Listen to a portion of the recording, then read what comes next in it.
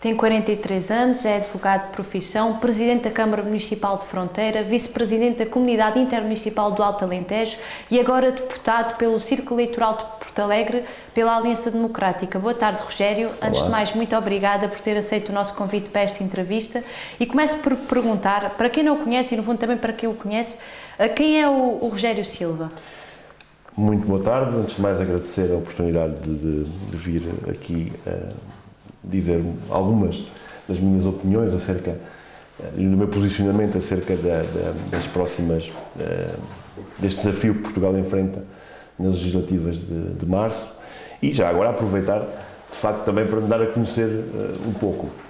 O meu nome é Rogério Silva, tenho 43 anos, resido em Fronteira desde os 3 anos de idade, ali levei a cabo toda a minha formação, quer cívica, quer escolar, do ensino básico ao ensino secundário. Depois, licenciamento em Direito pela Faculdade de Direito da Universidade de Lisboa. Depois ingressei na Ordem dos Advogados, comecei a exercer no ano de 2004 e exerci até 2009. Em 2009, abracei o desafio da política autárquica e fui eleito vice-presidente da Câmara Municipal de Fronteira. E nas eleições de 2013 recandidatei-me já como cabeça de lista e candidato à Câmara Municipal de Fronteira, onde fui eleito e sucessivamente reeleito até agora. E basicamente esta foi a história de vida, quer profissional, quer Sim, mas a minha pergunta era mais nótica, como é que se vê, considera-se uma pessoa persistente, otimista, não? Como é que se caracteriza assim nesse aspecto? Eu sou bastante persistente, otimista QB. Eu acredito bastante na potencialidade dos outros, como acredito também nas minhas, como é evidente, e acima de tudo dou muita relevância ao trabalho de equipa. Eu acho que nada, ou ninguém consegue atingir rigorosamente os seus objetivos se não, de facto, não se rodear das melhores pessoas, não se rodear das melhores equipas e, portanto, sou de facto persistente, mas sou também muito cauteloso na escolha das pessoas que me acompanham, porque sei que para atingir os melhores resultados tenho que rodear também dos melhores e, nesse aspecto, sou, acima de tudo, bastante perfeccionista. Às vezes torna-se um pouco difícil lidar comigo por causa desse perfeccionismo, que é a minha forma de estar, mas também é por isso que eu acho que conseguimos atingir também, ou tenho conseguido pelo menos atingir os meus propósitos, dentro daquilo que me tenho de facto proposto a realizar. E o que é que motiva a candidatar-se a deputado à Assembleia da República? Bom, como lhe disse, eu neste momento estou a exercer as funções como Presidente da Câmara Municipal de Fronteira. Já o faço há 11 anos. Foi difícil? Foi uma decisão difícil? É foi premeditado? Foi... É sempre uma decisão difícil. Sim. Mas foi uma decisão motivada, por um lado, pelo facto de sentir que não podia continuar indiferente à situação que se vive no país, em especial na nossa região, à situação em que as pessoas se encontram, à forma como, de facto, o governo do Partido Socialista nos tem tratado. E, por outro lado, porque acho que consigo fazer a diferença em função da experiência que acumulei nos anos de vida autárquica, quer municipal, quer intermunicipal, e daquilo que conheço deste território em função dessa mesma vida autárquica. E não apenas daquilo que é a minha residência aqui desde os 3 anos de idade, portanto há 40 anos, conheço bem o território, mas também pelo exercício de funções. E, portanto, por um lado, era não poder ficar indiferente à situação que o país atravessa, e por outro lado, porque acho que posso, de facto, fazer a diferença.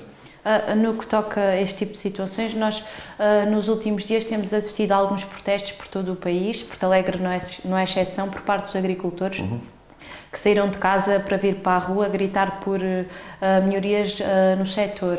Qual é a sua opinião acerca destes últimos acontecimentos?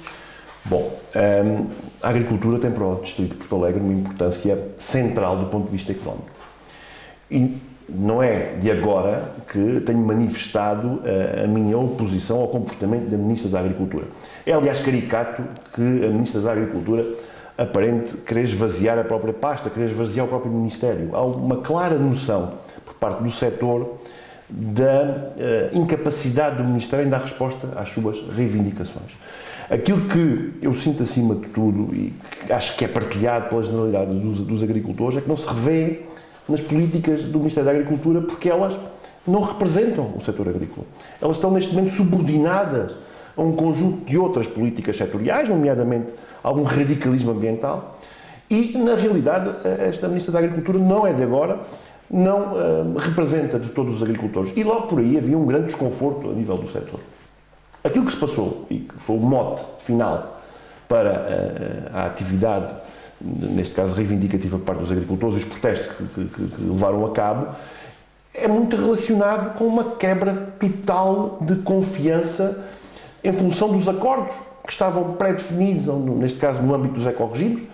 O desconforto já era anterior, mas no que respeita aos ecorregimes, quer da produção integrada, quer da agricultura biológica, havia um acordo, havia uma contratação, havia um princípio que foi violado pelo Governo. O Governo violou a confiança dos agricultores, fez cortes, as pessoas não estavam à espera dos cortes nesses apoios e, legitimamente, revoltaram-se porque realizaram as suas despesas, contavam com essa fonte de receita e, na realidade, perderam-na sem qualquer aviso prévio. E esta situação que, de algum modo, já vinha com um grande desconforto no setor, desde uma política de um PEPAC que efetivamente foi mal negociado, que já causava grandes prejuízos para o setor, agora foi, digamos, a gota d'água, porque efetivamente as pessoas já não se reviam no Ministério, como disse, mas efetivamente agora chegaram ao limite da sua paciência e revoltaram-se com toda a naturalidade. A falar em agricultura, se dúvidas houvesse, nós sabemos que o empreendimento da barragem do Pisão vai avançar. Qual é a opinião do Rogério em relação ao Pisão e o que é que acha, que benefícios é que a barragem podia trazer a um jovem agricultor pertencente ao distrito de Porto Alegre? A barragem do Pisão é um projeto integrado, essencial e definido como prioritário para o distrito de Porto Alegre. É um projeto que foi, desde o início, encabeçado ou dinamizado pela comunidade intermunicipal do Alto Alentejo, pelos 15 concelhos do Alto Alentejo, quer aqueles que estão abrangidos na área de influência direta do empreendimento hidroagrícola de fins múltiplos de crédito, quer aqueles que não estão. Portanto, todos participaram percebendo a importância deste projeto. Em concreto, e aqueles concelhos que têm uma influência mais direta, nomeadamente o Crato, Alter do Chão, Fronteira, vai haver há aqui essencialmente uma alteração daquilo que é todo o tecido empresarial e agrícola em torno deste empreendimento. Há aqui questões que têm que ser resolvidas e que neste momento se encontram em cima da mesa. Só para fazer uma muito breve retrospectiva, neste momento a comunidade intermunicipal já lançou o concurso público para a construção de infraestrutura primária, portanto, da barragem propriamente dita, e as infraestruturas secundárias serão construídas posteriormente. Isto é um projeto que, sendo da iniciativa da comunidade intermunicipal, é financiado substancialmente pelo Plano de Recuperação e Resiliência, para além de algum financiamento municipal que já existia a priori. No que respeita às infraestruturas secundárias, e nomeadamente no que respeita ao perímetro de rega, de algum modo, aquilo que é o resultado daquilo que era inicialmente previsto para o perímetro de rega do Pisão, neste momento encontra-se bastante limitado. Essa limitação deve-se, mais uma vez, àquilo que eu entendo, e que ainda há pouco referi, algum radicalismo ambiental que põe em causa, efetivamente, os desígnios da agricultura e alguma cedência a esse radicalismo ambiental. Eu diria que a comunidade intermunicipal não poderia fazer muito mais, mas devia de haver aqui alguma pressão por parte do Governo no sentido de garantir que este perímetro de rega, que foi sendo sucessivamente encurtado, pode ser revisto no futuro e ampliado para aquilo que são as potencialidades que o empreendimento hidroagrícola traz. Porque, efetivamente, fazer um investimento desta dimensão e depois não maximizar o investimento, não trazer regadio a todos os terrenos que podem ser beneficiados por esse regadio, seria um erro. Portanto, eu diria que, para além das outras valências que naturalmente este empreendimento tem, que desde aquelas que têm natureza turística, outras de alguma produção de energia, essencialmente a questão do aproveitamento do regadio é essencial e neste momento fica um pouco aquém daquilo que eram as expectativas iniciais, mas eu estou convencido que com o Ministério da Agricultura certo e focado na defesa da agricultura e dos agricultores, podemos rever esta situação e aproveitar e potenciar a barragem do Pisão. no próximo dia 10 de março o Rogério pode tornar-se um deputado da nação. Que medidas é que irá tomar referentes, por exemplo, aqui ao distrito de Porto Alegre, um distrito envelhecido, com fraca mobilidade, fracas acessibilidades e cuidados de saúde que não conseguem corresponder às necessidades dos norte-alentejanos? O que é que nós podemos fazer? Estes problemas que se arrastam há tanto tempo. Já fez uma boa súmula de um conjunto de problemas que estão perfeitamente identificados. Eu diria, antes de mais, que os deputados, e aquilo que está em causa nestas eleições, é eleger os nossos representantes na Assembleia da República, os representantes do Distrito de Porto Alegre. E o Distrito de Porto Alegre elege 2 representantes na Assembleia da República. E aqui é importante dar esta nota. Elegendo 2 representantes para a Assembleia da República, nos últimos 2 atos eleitorais... Acha que há falta de peso político? É isso? Essa é uma das questões essenciais. Vou chegar lá, se me permitir. A primeira questão é que, nos 2 últimos atos eleitorais para o Parlamento, foram eleitos 2 deputados do Partido Socialista, sempre. Portanto, há uma exclusividade do Partido Socialista em matéria de representação do Alto Alentejo no Distrito de Porto Alegre. Curiosamente, o Partido Socialista não reuniu as preferências de mais de metade do eleitorado do Distrito. Isto deve-se à forma como o sistema político está dimensionado. O Partido Socialista teve nas últimas eleições perto de 47% de votos e teve nas anteriores 43% ou 44%, sensivelmente. Como os outros partidos se dividiram em termos de votações e houve uma grande pulverização dos votos, o Partido Socialista, apesar de não reunir mais de metade dos votos ou dos votantes do Distrito em seu redor, acaba por conseguir eleger exclusivamente os deputados representantes do Distrito. E depois há aqui um pormenor. Apesar de representantes do Distrito, o que a lei e a Constituição dizem é que, efetivamente, os deputados representam a nação. São deputados da nação, não são exclusivamente do Distrito. Mas não deixa de ser curioso que esta expressão tenha sido levada muito à letra e de uma forma muito rigorosa por parte dos deputados eleitos pelo Distrito de Porto Alegre. Porque, efetivamente, depois de eleitos, eles têm esquecido completamente o Distrito de Porto Alegre. E, na realidade, o nosso Distrito deixou de ser assunto na Assembleia da República. O nosso Distrito não tem sido objeto de iniciativas parlamentares. O nosso Distrito não tem tido qualquer tipo de relevância a nível nacional. Nós sabemos que a representação é pequena. No universo de 230 deputados, somos apenas 2. Mas tem que haver alguma representação. E, na realidade, não tem havido essa representação. E, nessa medida, eu diria que há aqui 2 questões que têm que se resolver desde logo. Primeira questão, a questão da representação política. Há uma proposta do PSD que foi chumbada pelo Partido Socialista em matéria de revisão constitucional, em que a representação na Assembleia da República destes territórios de baixa densidade, e nomeadamente do Alto Alentejo, passe a depender, por um lado, da população, mas também da área territorial. Para se ter noção, o Alto Alentejo, o Baixo Alentejo e o Alentejo Central, e o Alentejo Litoral, vamos pôr as coisas assim, representam quase 1/3 do território nacional. E no total elegem 8 deputados em 230. Se não houver, de algum modo, aqui um mix entre a população e o território, esta área territorial toda, o que vai acontecer, tendencialmente, é que a perda de peso político transformar-se-á em maiores dificuldades em levar as nossas reivindicações a fazer ouvir a nossa voz, perda de alguns investimentos que muitas vezes, em função do peso político, seriam assegurados e, na realidade, aquilo que acontece é que, se não houver esta capacidade de impor uma maior representatividade, a tendência é para perdermos mais população e para perdermos mais representantes. Isto tem que ser cortado. E agora chego diretamente à sua pergunta. Efetivamente, há um conjunto de preocupações que têm sido esquecidas no Distrito de Porto Alegre. E referiu bem uma delas. A questão das acessibilidades. Há tantos anos que ouvimos falar no Distrito de Porto Alegre de questões relacionadas com a conclusão do IC13, por exemplo. O facto da capital do distrito não ser servida por uma autoestrada. O facto de as nossas estradas nacionais não terem mais do que alguns remendos e não terem beneficiações propriamente ditas.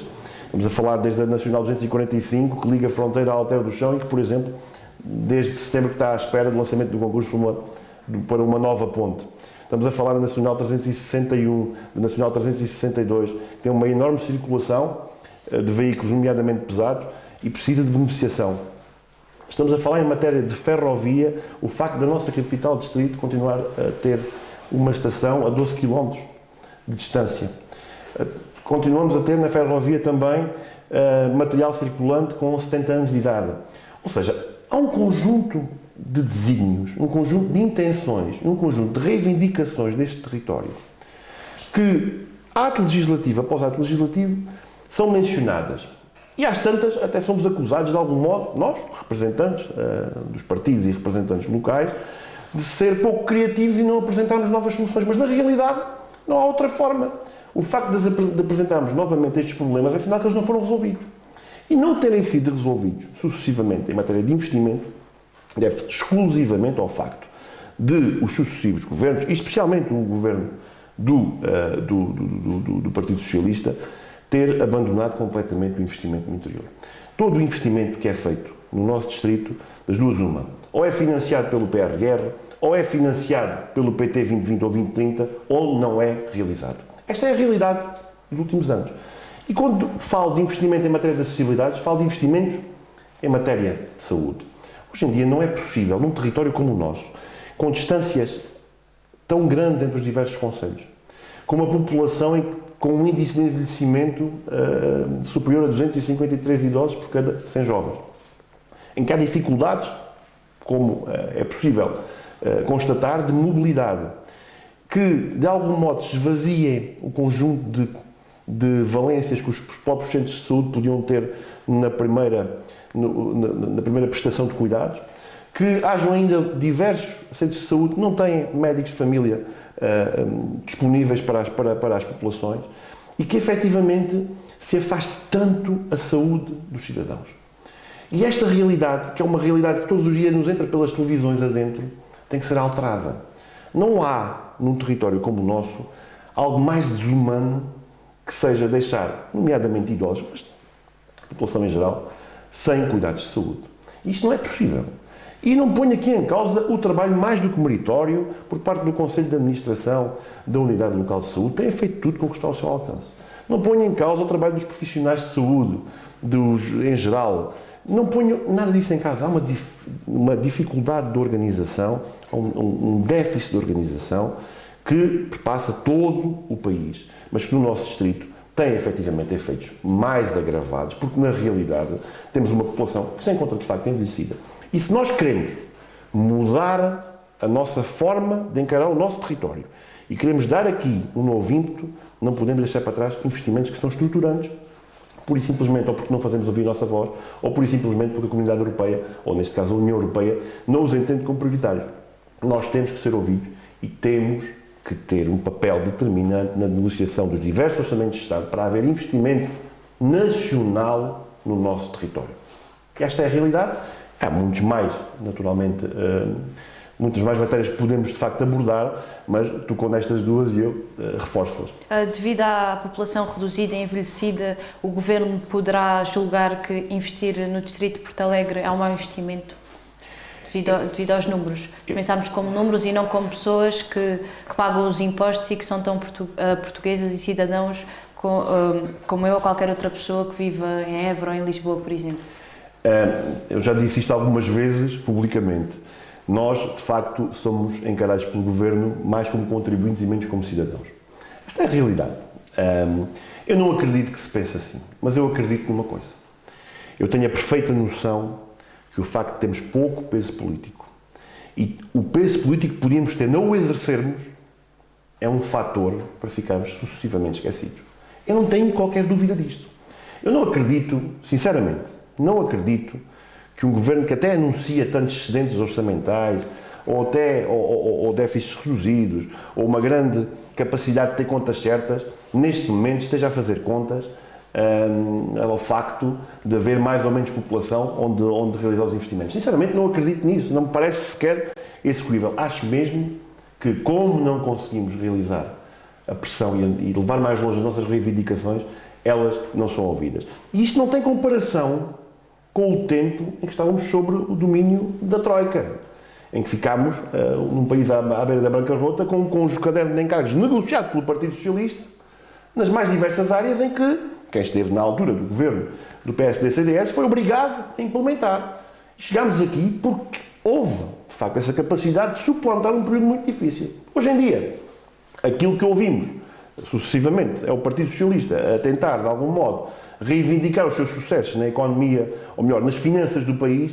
Eu não consigo acreditar que não haja investimentos no Alto Alentejo por falta de capacidade financeira. Acho que não há investimentos no Alto Alentejo porque ninguém se preocupa com o Alto Alentejo.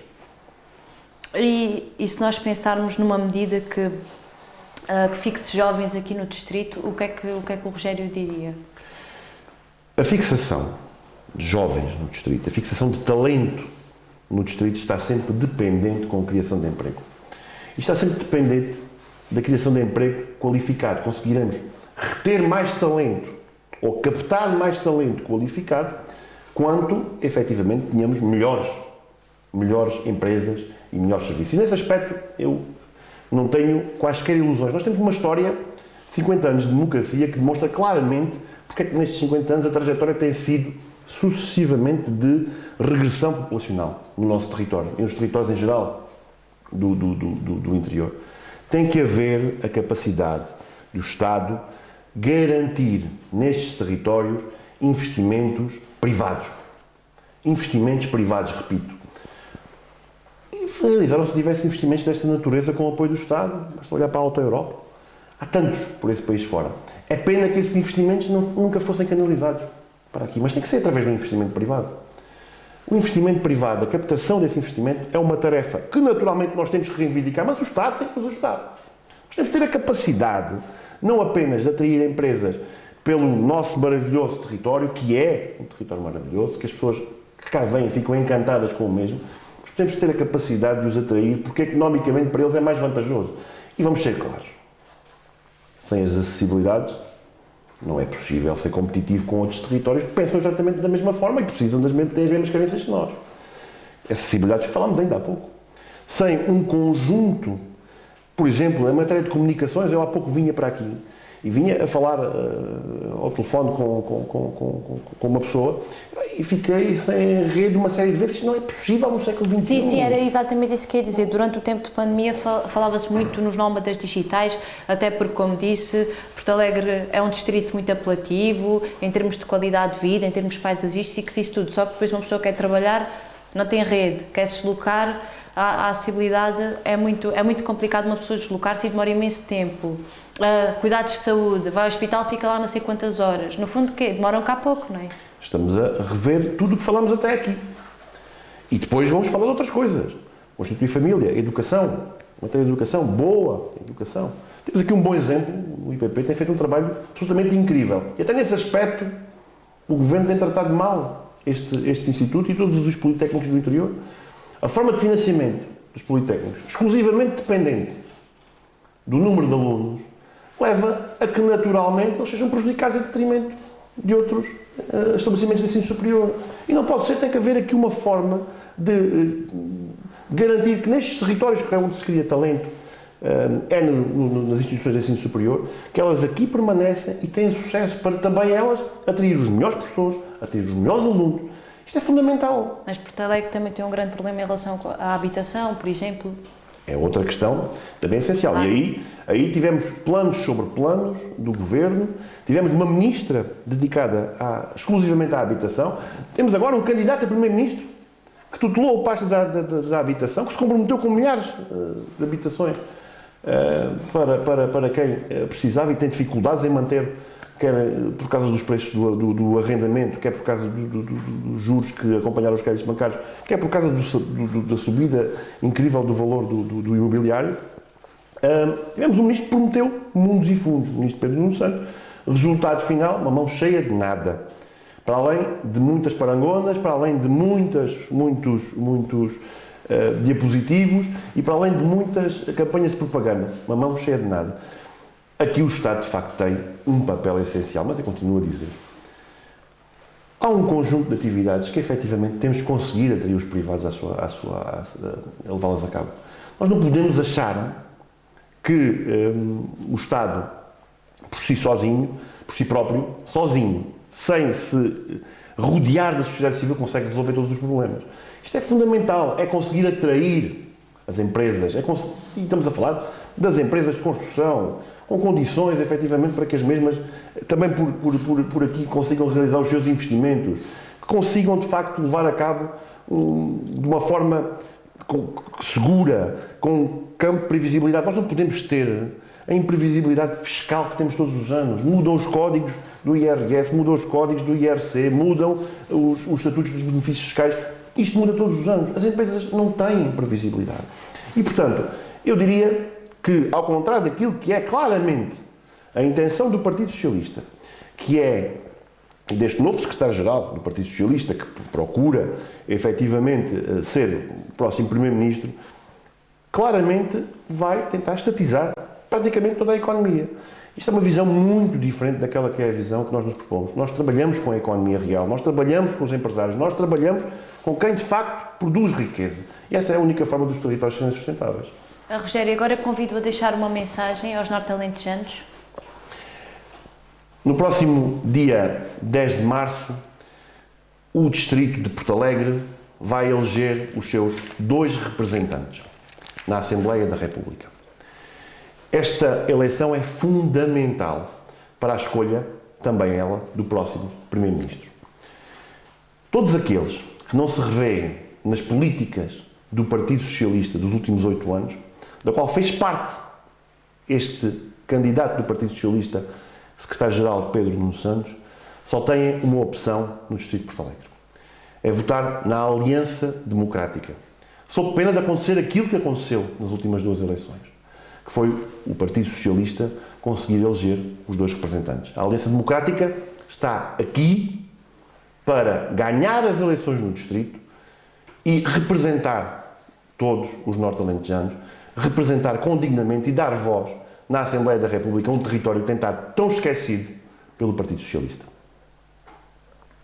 Obrigada.